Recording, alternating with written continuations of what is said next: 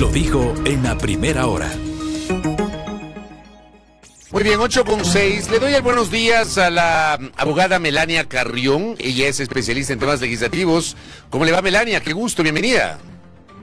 Buenos días, un gusto Fabricio, un gusto Belkis, su audiencia. Un saludo cordial, siempre gustosa de estar aquí para conversar con ustedes. Gracias, doctora. Usted sabe que usted es una de nuestras invitadas cuando se trata de temas legislativos, entre otros, obviamente, especialistas en la materia. A ver, ¿qué debería pasar con el tema de los juicios políticos? Está claro que ayer la Asamblea, más allá de los anuncios previos, la Asamblea no desacató la acción de protección del juez. O sea, van a presentar una apelación, se van a seguir los recursos jurídicos, pero no desacató. Y lo que hizo ayer la Comisión de Fiscalización es, o la presidenta de la Comisión de Fiscalización es suspender el trámite del juicio político de la ministra del Interior y advertir que el trámite o el cronograma de juicios políticos se va a retrotraer a un momento en el cual, en medio de la sustanciación del juicio político al exministro del Interior, Juan Zapata, se decidió el archivo de estos 3 procesos sobre los cuales hubo el retiro de firmas. Eso implicaría, revisando el cronograma, que se viene el juicio político a la fiscal. Pero le pregunto a usted si hay claridad sobre eso o todavía tenemos dudas, doctora. Tenga la bondad. A mí me parece, Fabricio, que lo que hizo la Comisión de Fiscalización es ciertamente lo que correspondía. Resulta muy complejo también para la presidenta de la comisión no dar respuesta a un pedido del juez. Ahora bien, que la forma en la que se hizo esta suspensión, digamos, o cómo se dejó sin efecto la continuación del juicio de Mónica Palencia, me parece que eso sí fue un error. Debió haberse realizado como se realizan los actos en un cuerpo colegiado. Y Fabricio, parte de los problemas que estamos evidenciando, inclusive los argumentos que expuso la accionante, la asambleísta Alarcón, en su acción de protección, pasa precisamente porque hay muchas cosas que debieron haberse llevado al órgano colegiado, en el caso de algunas decisiones al Pleno de la Asamblea Nacional y en el caso de algunas decisiones de la Comisión, como ahora mismo, por ejemplo, el retrotraerse, tal cual lo ha dispuesto el juez, debería ser una decisión del Pleno de la Comisión. Creo que la forma no es la adecuada, más sin embargo me parece que la Asamblea estaba obligada en efecto a dar cumplimiento a la sentencia hasta que se evacúen todas estas otras recursos que se han interpuesto. En particular tengo expectativa yo respecto al seguimiento que se realice a la sentencia de la Corte Constitucional, en la cual la Corte determinó algunos criterios vinculantes, estándares de vinculantes de obligatorio cumplimiento para casos de naturaleza como estos, ¿no? De fiscalización. Entonces, a mí me parece que eso es un tema que nos tiene muy expectantes a quienes estamos muy pendientes de los precedentes que se generan en materia legislativa, porque ciertamente lo que hemos visto ahora, Fabricio, es un champús, es decir, vemos una serie de hechos desafortunados desde cómo se ha venido tramitando juicios políticos, cómo se ha incumplido la ley de la función legislativa, cómo se ha sentado ya precedentes y luego, claro, tenemos a una justicia que interviene, evidentemente llegando a judicializar aspectos que son de carácter eminentemente políticos, pero que no por eso dejan de cumplir con ciertos requerimientos y requisitos como establece la Constitución y la ley. A ver, doctora, el día de ayer la Asamblea, antes de que la presidenta de la Comisión de Fiscalización le envía esta respuesta al juez, anunciándole que no va a generar más convocatorias para el juicio político a la ministra del Interior, Mónica Palencia. O sea, en buen romance dispuso la suspensión del trámite de ese proceso hasta que llegue el momento procesal pertinente. Eso dijo en su comunicación Pamela Aguirre Zamorino. Pero en la mañana el Pleno de la Asamblea aprueba una resolución. Y en esa resolución se autoriza, ¿dónde está? Acá está, sí, el número 3. Autoriza al presidente de la Asamblea Nacional a que le pida a la Corte Constitucional que inicie una etapa de seguimiento de la sentencia del 25 de octubre del 2023. Yo le pregunto a usted si esto se puede hacer. ¿Se puede pedir a la Corte Constitucional que haga el seguimiento del cumplimiento de la sentencia o no? El derecho de petición en general está consagrado, creo que es posible solicitar, además es pertinente porque ciertamente ahí la Corte estableció, como digo, estos elementos que deben ser observados, y creo que sería la única instancia que podría zanjar de estos inconvenientes. Fabricio, el tema aquí es sumamente delicado. ¿Por qué? Porque estamos hablando de una de las atribuciones primigenias de la función legislativa, pilar mismo de la democracia representativa y del equilibrio de poderes, de todo este sistema de frenos y contrapesos. En consecuencia, el que se genere un precedente de que empiece a irrumpir la función judicial en el quehacer legislativo, sin lugar a duda llama la atención.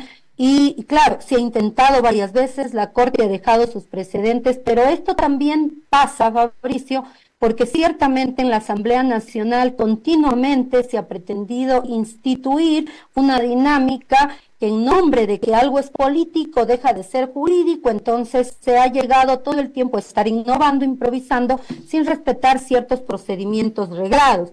Por ejemplo, en efecto, no está previsto el retiro de firmas en ninguna parte de la ley de la función legislativa.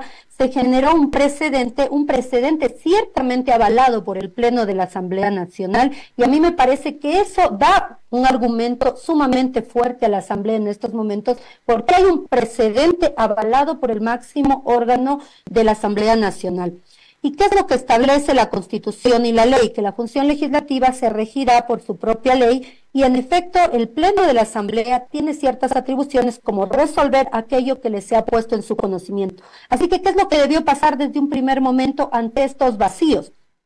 Creo que debió existir una resolución del Pleno de la Asamblea que determine cómo se va a proceder cuando existe retiro de firmas, cuando hay necesidad o cuando hay pedido de ciertos legisladores de poder subsanar, entre comillas, porque ciertamente cuando uno lee, por ejemplo, la sentencia del juez, uno se da cuenta que se hacen algunas argumentaciones sobre debido proceso, sobre derecho a la defensa, es decir, se pretende hasta cierto punto actuar como legislador positivo desde una decisión judicial para subsanar vacíos de la ley, y eso es peligroso. Creo que ahí la Corte debe poner los puntos sobre las íes, debe sí, por supuesto, hacer mención a la importancia de respetar los procedimientos reglados en la Asamblea, y creo que es un jalón de orejas y un llamado de atención también para la Asamblea, porque no se puede en las comisiones estar generando precedentes porque se pusieron brillantes un equipo asesor o de un determinado legislador. Es necesario que cualquier duda respecto a la aplicación de la norma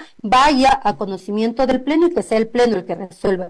Ayer la Asamblea lo que hizo ciertamente es lo que yo esperaba, y honestamente yo aplaudo que se haya hasta cierto punto rechazado una decisión, porque la Asamblea tenía que sentar un precedente, evidentemente respaldar también todas las acciones que se puedan realizar, inclusive la de que se solicite el seguimiento a la sentencia de la Corte, porque estamos hablando no de una facultad cualquiera, estamos hablando de un precedente que podría inclusive impactar no solamente los procesos de fiscalización, Fabricio, sino mañana pasado también los procesos de construcción de la ley. Y esto es gravísimo, porque con el argumento de que precluyen ciertos plazos, de que la comisión ya excedió del tiempo, por ejemplo, para poder verificar el cumplimiento de firmas y este tipo de cosas, bajo el argumento que la comisión debía subsanar permitiendo que se haga tal o cual cosa, lo que estamos diciendo es que mañana pasado se va a actuar de la misma manera, incluso en los procedimientos legales, y mañana vamos a tener un caos dentro de la Asamblea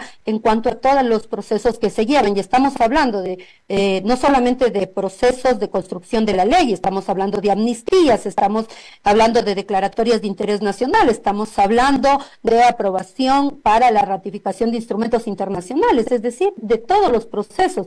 No llega a impactar solamente lo de fiscalización, porque se van generando nefastos precedentes, y creo que eso es lo que debe llamar la atención también de la Asamblea Nacional. Pero, por ejemplo, la constitucionalista y académica Pamela Aguirre Castro publicaba ayer un post donde decía que respecto del pedido de la Asamblea para que la Corte Constitucional aplique la sentencia de octubre del año 2023, dice, no cabe seguimiento de una decisión que en la parte resolutiva no tiene medida de reparación integral que le beneficie directamente a los peticionarios, y dos, no cabe acción de incumplimiento para que se aplique un precedente, basta revisar la extensa jurisprudencia de la Corte Constitucional. ¿Usted qué opina sobre aquello? Es correcto, y yo creo que hasta cierto punto ahí yo respeto el ámbito de saberes, conozco el conocimiento que tiene la doctora Pamela Aguirre, si ella conoce más en profundidad ya cómo se ha pronunciado la Corte, si no cabría. Yo en lo personal creo que la Corte es la llamada a hacer interpretaciones y a subsanar en determinados momentos cosas como estas. Si bien es cierto, hay mecanismos, ¿no? El mecanismo sería seguir toda la ruta de la acción de protección hasta que llegue a la Corte en determinado momento, pero eso no podría tener efectos específicos e inmediatos sobre lo que queremos, podría demorarse muchísimo, y a mí me parece que sí es peligroso, y la primera función del Estado tenía evidentemente una disyuntiva. De un lado, si no acataba lo que decía el juez, ciertamente estaba sentando también un precedente en el sentido de que la primera función del Estado incumpla una decisión de autoridad competente, y por otro lado, la disyuntiva de, en cambio, ¿qué vamos a hacer ahora? ¿No? Porque en cambio, al cumplir, evidentemente se está atando de manos también. Veamos ahora mismo lo que está pasando.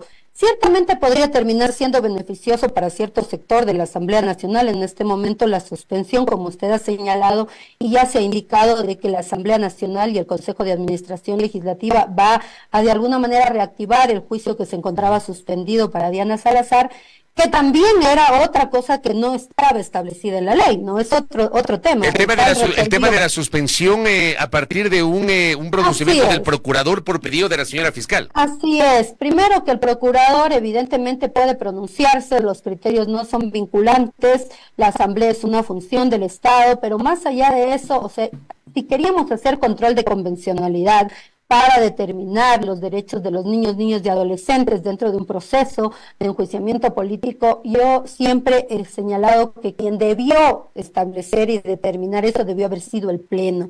Y es necesario, Fabricio, que la Asamblea Nacional empiece a resolver cualquier dudas de procedimiento, sino a través de una reforma, que yo ya no confío mucho en las reformas, Fabricio, porque las reformas a la ley de la función legislativa llevan a subsanar cosas que se han identificado son necesarias, pero luego el rato de la hora resulta que es más conveniente hacer otra cosa, hay los votos para hacerlo, entonces se crean, se innova y se está todo el tiempo generando nuevos precedentes parlamentarios. Así que, ¿cuál sería la forma, en todo caso, menos engorrosa y más inmediata? Es de que el Pleno, como máximo órgano colegiado, además, pueda determinar ciertas cosas, si no contravenir la ley, si no llegar a cumplir en una resolución, digamos, o a desarrollar contenidos que son propios de una ley, al menos sí establecer ciertos procedimientos administrativos dentro del funcionamiento de la Asamblea.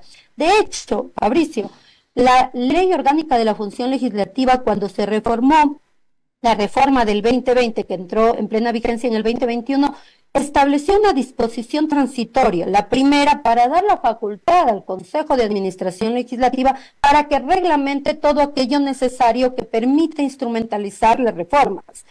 Lamentablemente el CAL quedó debiendo en ese periodo y sigue debiendo el que se puede instrumentalizar todo aquello que está establecido en la ley. Mientras no la contravenga, el CAL tiene facultades, pero vía reglamento, no a través de decisiones y resoluciones en una reunión, sino como adecuadamente reglamentado. Y el Pleno, como máximo órgano, puede resolver también otras cosas. Yo en lo personal creería que es necesario que la Corte Constitucional clarifique, aclare, si no es vía seguimiento de sentencia, estimado Fabricio, porque hemos visto también que la Corte ciertamente ante la necesidad también ha generado nuevos precedentes, si no es vía este pronunciamiento, sí al menos siguiendo el orden regular y que en apelación inclusive en alzada se pueda dejar sin efecto esta intromisión. O al menos que se pueda modular, ¿no? Porque sí hay algunas cosas que también en la Asamblea se han equivocado y eso hay que reconocerlo. No se puede estar generando precedentes todo el tiempo y desde el accionar de una autoridad nada más o de una dignidad dentro de la Asamblea, existiendo un cuerpo colegiado como es el Pleno de la Asamblea. Ahora, claro, uno con base en la aplicación de la norma también se va dando cuenta de vacíos. Ojo que la actual Ley Orgánica de la Función Legislativa fue reformada, si mal no recuerdo, en 2020 y empezó su plena aplicación a partir de 2021. Pero, por ejemplo, y esta es una discusión que se está generando, sobre el tema del retiro de las firmas o de la admisión de nuevas firmas, porque por un lado hay quienes dicen sí es posible retirar las firmas aunque no dice la ley. Entonces aquellos, por ejemplo, y esta fue la tesis del asambleísta Alarcón, dice, ok, retiran las firmas, pero admítame que puede incorporar nuevas firmas. Digo, aquí hay un vacío que debería ser reformulado con claridad en la norma, ¿o qué debería pasar, doctora Carrión? Hay varios vacíos, sobre todo cuando estos vacíos se generan por irrespeto a los procedimientos reglados, Fabricio. Vamos al tema del retiro de las firmas. La Ley Orgánica de la Función Legislativa no establece el retiro de las firmas, pero en el periodo pasado se dio el retiro de las firmas en un proceso de enjuiciamiento al ex entonces Procurador General del Estado. Entonces ya se generó un precedente, el Pleno avaló ese precedente, y entonces, claro, ahí se genera ciertamente un vacío y tiene que verse la forma en la que se subsana. Para mí, la forma de subsanarlo, insisto, varias vías. Una adecuada resolución de la Asamblea Nacional o, en su defecto, una reglamentación para la sustanciación de los procesos políticos por parte del Consejo de Administración Legislativa. Una tarea, Fabricio, que ciertamente demanda sentarse, evaluar muchísimas cosas y tomaría el tiempo el poderse hacer, pero siempre fue una deuda pendiente de la Asamblea y se lo discutió cuando se reformaba la Ley Orgánica de la Función Legislativa. Inclusive se hablaba de la necesidad de un código de procesamiento político, de cómo se va a procesar, porque no se podía aplicar el COGEP, no se podía aplicar lo establecido para la valoración de la prueba, por ejemplo, ni en materia civil, ni en materia penal, por la naturaleza específica de lo político. Entonces, claro, lo que se estableció fueron los mínimos que permitan garantizar, por ejemplo, derecho a la defensa, debido proceso, y en eso la Corte Constitucional ha sido muy clara, ¿no? Los procedimientos de fiscalización tienen un ámbito ciertamente de discrecionalidad, es decir, no pueden establecerse o no se puede esperar que cumplan las mismas rigurosidades que cumple, por ejemplo, el criterio de valoración de pruebas y demás que se puede realizar para los procesos civiles o de carácter penal, pero sí deben cumplir con aquellas normas que están regladas. Cuando no está algo reglado, evidentemente es ahí en donde surgen estos llamados vacíos, que si hoy se subsanan, Fabricio, yo me atrevo a decir, asumamos que se hace una reforma a la Ley Orgánica de la Función Legislativa. Mañana va a pasar que hay la necesidad política, entre comillas, de hacer otra cosa y se seguirá innovando con nuevos precedentes. Lamentablemente, cuando uno ve la historia en el Parlamento, uno se da cuenta de que se subsanan cosas, pero acto seguido, si hay otra configuración de las fuerzas políticas, ya lo que antes servía ya no vale ahora. Pensemos ahora mismo en políticos que están diciendo que tiene que cumplirse con la sentencia y eran políticos que en su momento desde la Asamblea Nacional decían que la justicia no podía interferir en las decisiones de la Asamblea y menos aún en fiscalización. Así que la política nos juega lastimosamente con esos matices de incoherencia y lo vamos a seguir viendo. Pero si hay una vía institucional, Fabricio, que es la reforma, eso es indiscutible, se podría hacer y si no hay una reforma en el corto plazo, la Asamblea podría establecer al menos vía resolución o el Consejo de Administración Legislativa, que luego yo elevaría inclusive aval del máximo órgano que sería el Pleno, los procedimientos que tengan que subsanarse sin contravenir la ley, sino garantizando el que pueda aplicarse la Ley Orgánica de la Función Legislativa. Tampoco estoy de acuerdo en que porque hay un vacío de norma, venga un juez y pretenda decir interpretar la norma, interpretar la norma cuando no es su atribución, ¿de acuerdo? O tratar de subsanar esos vacíos, ¿no? Que es lo que ha intentado hacer hasta cierto punto este juez con su decisión. Correcto, doctora. Interesante, como siempre, conversar con usted porque nos da luces en torno a estos temas legislativos que también los maneja. Muy amable, doctora. Un gusto. Muchísimas gracias. Gracias a Melania Carrión, especialista en materia legislativa, aquí en A Primera Hora, 8:25. Primera Plana. Todas las noticias, todas las voces.